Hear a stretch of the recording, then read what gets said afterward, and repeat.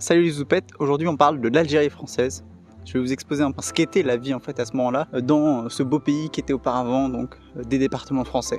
C'est parti. Pour ceux qui connaissent pas bien l'Algérie, ça ressemble à ça, on va mettre une carte. Le Sahara c'est 90% du territoire pour 10% de la population et c'est pas tellement ce qui nous intéresse car ça a été très peu exploité à l'époque coloniale. En fait tant qu'on n'y avait pas trouvé du pétrole, ça nous intéressait pas.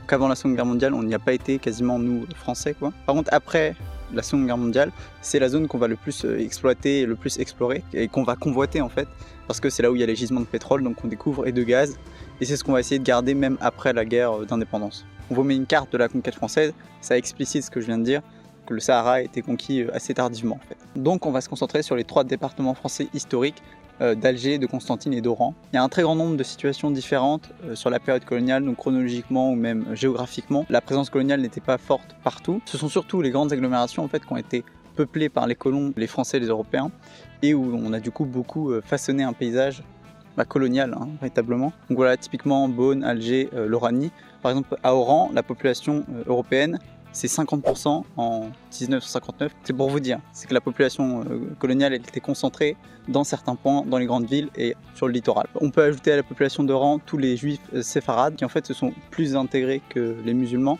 parce que depuis le décret Crémieux, qui est un décret à la fin du XIXe siècle, ils sont citoyens français et non pas sujets, alors que les musulmans étaient sujets français, donc de l'Empire. Et les juifs séfarades vont beaucoup partir après la guerre d'indépendance, rejoindre la France quoi. Ce seront des pieds noirs en fait parmi d'autres. Dans ces villes-là, donc les villes coloniales, on a largement gardé l'architecture précédente, mais on a pas mal construit donc en béton, etc. Et surtout, il y a eu des reconversions, pas mal d'établissements religieux en fait, comme des mosquées en église, ce qui se fait depuis que l'islam et le christianisme se battent. Par exemple, la mosquée Ketchaouak a été transformée pour un siècle en cathédrale Saint-Philippe. Les Français construisent à l'européenne des bâtiments, mais ils arabisent en fait leur architecture. Voilà, donc il y a des arabesques, des petites colonnades, tout ça, c'est très méditerranéen, etc. Puis il y a une influence orientale islamique, quoi. Le gros des efforts arrivera surtout après la Seconde Guerre mondiale, parce que là, il y aura des plans de financement énormes, vraiment gigantesques, et très déficitaires pour la métropole, pour essayer de garder les colonies, en fait, parce que dès 1945, voilà, il y a les émeutes à Sétif qui font plein de morts musulmans, etc., parce qu'ils demandent l'indépendance déjà. Et donc à partir de ce moment-là, on va beaucoup investir pour garder les colonies, bon, ce qui sera complètement vain, mais c'est là où voilà, le béton armé arrive, les grandes constructions, les logements énormes, des immeubles et tout, vraiment comme en France à ce moment-là en fait. Voilà, donc particulièrement à Alger, quelques exemples. La Casbah a toujours été préservée, c'est la ville historique en fait à Alger. Voilà, des immeubles français, la cathédrale du Sacré-Cœur d'Alger et le palais du gouvernement général d'Alger. Donc tout ça c'est très architecture européenne, béton. Put the ciment là-bas! Get on the bétonneuse, please! Années 50-60. Voilà, pour la campagne, le bled donc, ça signifie littéralement l'intérieur des terres, la cambrousse quoi. Pour le bled, il y a beaucoup de diversité en fonction des départements en fait, mais globalement il y a eu peu de changements dans les terres, dans le bled. Voilà, en dehors de routes, solide. On a ajourné un peu les structures quoi, infrastructures ferroviaires, des barrages, etc. Mais en soi ça n'a pas tellement changé le paysage véritablement. Maintenant j'aimerais vous parler de la relation de colonisation, de domination en fait, entre colonisés et colonisateurs. On ne va pas rentrer dans le détail du processus de conquête, mais ce qu'il faut retenir, c'est qu'il y a eu des résistances évidemment algériennes, même si ce n'était pas encore des résistances nationales, voilà, donc celle d'Abdelkader notamment. Bref, la France réussit à pacifier le territoire, après des campagnes de pacification, etc. La résistance est éteinte globalement, et commence alors une relation de colonisation. La France veut en faire une colonie de peuplement, et donc il envoie des populations pour qu'elles se reproduisent là-bas, qu'elles forment une véritable population française en Algérie. Le principe d'une bonne colonisation, c'est d'exproprier les terres des colonisés, donc les musulmans et les juifs, pour les redonner aux colons. Là c'est pour le coup les Européens. Donc les musulmans berbérophones, arabophones ont été expropriés au profit des Français, des Espagnols, des Corses, des Allemands. Il y a eu beaucoup d'Allemands aussi. Tout ça, c'est pour que la colonie soit attractive aux Européens, pour qu'ils viennent ici, quoi. En plus d'une relation évidemment d'inégalité avec le statut de l'indigénat qui a fixé ça dans les lois en fait. En gros, le musulman c'est un sujet, alors que l'Européen est un citoyen français. T'as nous faire le porc! Cherche les truffes là! Et bon voilà, il y en a un qui a des avantages, l'autre des avantages. C'est le principe d'inégalité donc dans la loi de domination, voilà. Et après ça se perdurera même quand on aura aboli le code de l'indigénat. Dans les faits, il y aura effectivement une domination, enfin, une inégalité comme vous voulez. Évidemment, le rapport démographique est largement en défaveur des colons. C'est à peu près 1 pour 10. au début de la colonisation et durant la guerre d'indépendance. Au maximum, c'était genre 1 sur 7, 1 sur 6.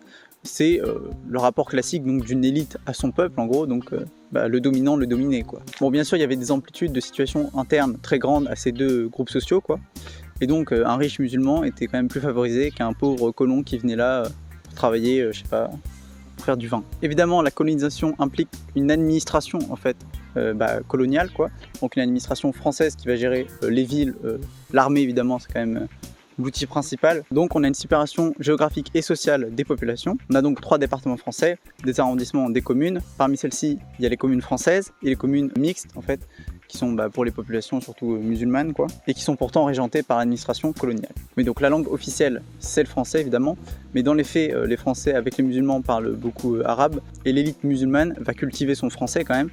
C'est une distinction quoi. Et il y a évidemment des minorités, enfin au départ, c'est pas forcément des minorités berbérophones, donc qui feront les frais par la suite, donc après la guerre de libération, de l'arabisation forcée justement. Voilà, ils vont disparaître les berbérophones quoi. J'aimerais maintenant vous parler de la vie économique en fait de l'Algérie coloniale. Comment c'était organisé tout ça. Évidemment, puisqu'on a une relation de domination, enfin de colonisation, les colons obtiennent la majorité, l'immense majorité, 90%. Des meilleures terres agricoles. Enfin, ils en ont la possession, mais évidemment ils la font exploiter par des musulmans ou des colons plus pauvres. Dans l'arrondissement d'Aïn Témouchent, je sais pas comment on dit, dans l'arrondissement d'Aïn Témouchent par exemple, c'est 15% de la population, donc des colons, qui possèdent 65% des terres agricoles. Et en fait globalement, sur toute l'Algérie française, c'est 60% du domaine foncier qui appartient aux colons.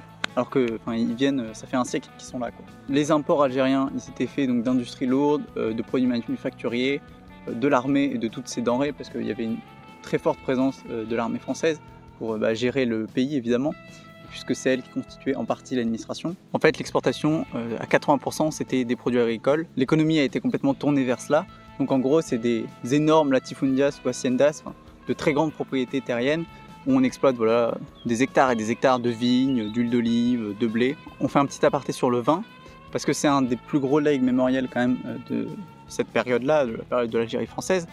Peut-être aussi parce que quand les musulmans ont repris le pouvoir, ils ont fait interdire, ils ont fait complètement raser toutes les productions viticoles, donc symboliquement évidemment, parce qu'on ne peut pas faire ça dans la religion musulmane. Pourquoi produire du vin si on ne peut pas en boire? Et ce alors que voilà, il y avait une production plurimillénaire qui avait fait florès et qui avait été exploitée évidemment pendant la période coloniale. C'est quand même 22% d'exportations pendant la période coloniale qui sont faites à partir du vin, voilà, le Sidi Ibrahim, etc. etc. L'Algérie c'est quand même un territoire majeur parce que ça a créé plutôt un petit lobby colonial donc, en France. Le lobby colonial donc, voilà, de type OAS, etc.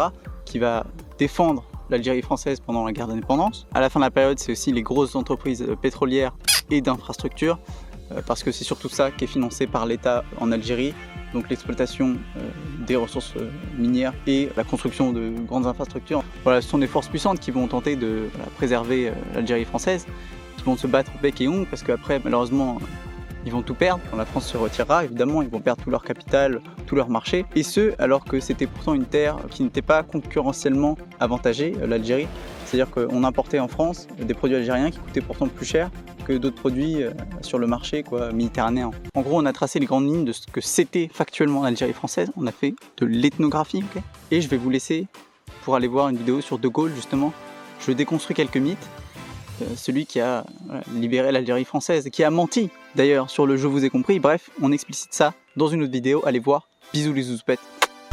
What problème? With Nordine? Oh putain, ils font chier ces arabes. Qu'est-ce qu'il y a, Nordine?